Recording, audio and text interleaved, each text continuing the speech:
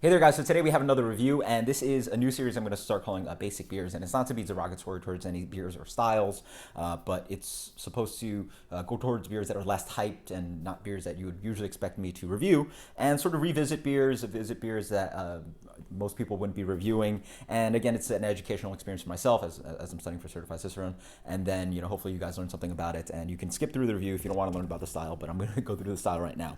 So we're reviewing Kona Big Wave Golden Ale, or what would be called a blonde ale. This is an ale that breweries have created to introduce to craft beer drinkers as an introductory beer, something different from an American lager. So it's going to have actually a good amount of wheat in it, up to 25% wheat. So it's going to be a little bit more flavorful than American lager or a cream ale. But it's also going to have a little less wheat character than American wheat ale. But yeah, a good amount of flexibility in the style. You can have like a Kölsch yeast, a clean American yeast, a little bit fruity of a British yeast. You can have a good amount of hopping. You can have fruit or spice addition in this one. I believe this one does not have any fruit or spice addition, and it's going to be a lighter beer. It's going to be 3.8 to 5.5%. This one comes in at 4.4, so in that kind of Bud Light range. So let's dig into the beer. And I actually don't believe I've ever had this beer, so that's really good. So it's not only an experience to revisit styles, but also just try a beer that I don't think I've ever had. So the beer comes in a nice kind of medium gold color. Yeah, medium gold to kind of yellowish, but yeah, I would say medium gold. Nice clarity on that. Let's get the aroma on this. Oops.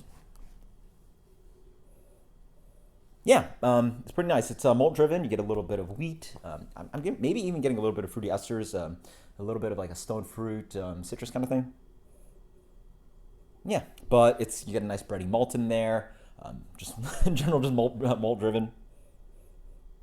A little bit of like sweetness as well. So like a little bit of this bready sweetness. Smells quite nice. Cheers.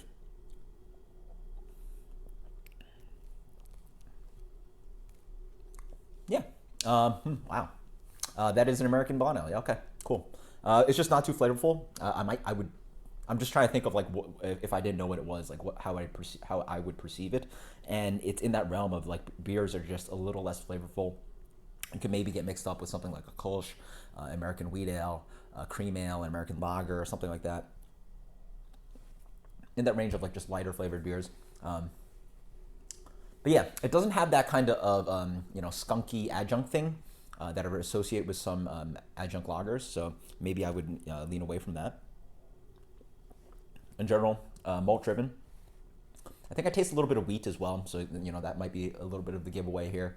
But yeah, just a nice kind of like medium malty sweetness going throughout, a little bit grainy as well.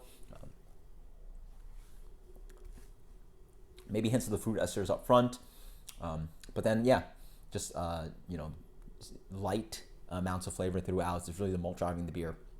You maybe get a little bit of this kind of bitterness on the finish, a little bit of like a grassy thing on the finish. And then you get a really nice carbonation on this one. So it has this kind of medium, small bubble, prickly kind of carbonation, moves your beer along. In general, kind of light to medium minus kind of mouthfeel. Easy drink of beer, nothing crazy about it. If I had to give it a rating, it'd be something like a 76. Cool, good beer. Nothing too weird going on in it, but nothing interesting at all. Just easy drinking beer. And actually, as I drink more weight on it, I'm maybe getting a little bit of that malty sweetness, maybe leaning towards a little bit of that wheat character as well. Very nice, yeah.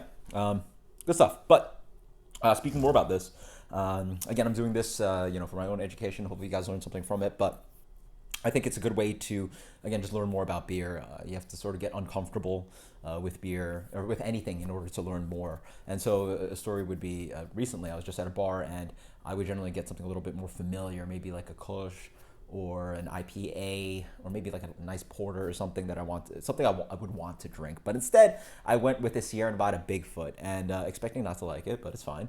It's a beer that I have not had in a long time, and my palate has definitely evolved and changed. And digging into that beer, my palate had certainly changed, and I really did not like that beer. But that's not the point. Pulled out my phone. I had the BJCP app on there. I was reading about American barley wines.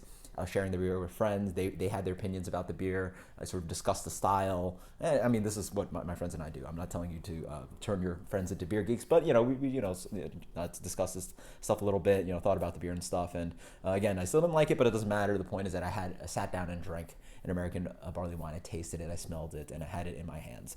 And that's important if you're going to learn more about beer. Depends on what your goals are. But I have fun. I have fun. It's a cool adventure and journey exploring craft beer. So enjoying a blonde ale here. Again, 76, probably the lowest rating I can imagine in a long time. But hey, you know what? It's cool to taste the beer, and I've never had this. So always try beer that you've never had. So post in the comments below what you think about this new series that we're gonna do. Let me know if there's any stories about you getting uncomfortable in craft beer or something like that. It's always good to learn more. So until next time, guys. Cheers. Later.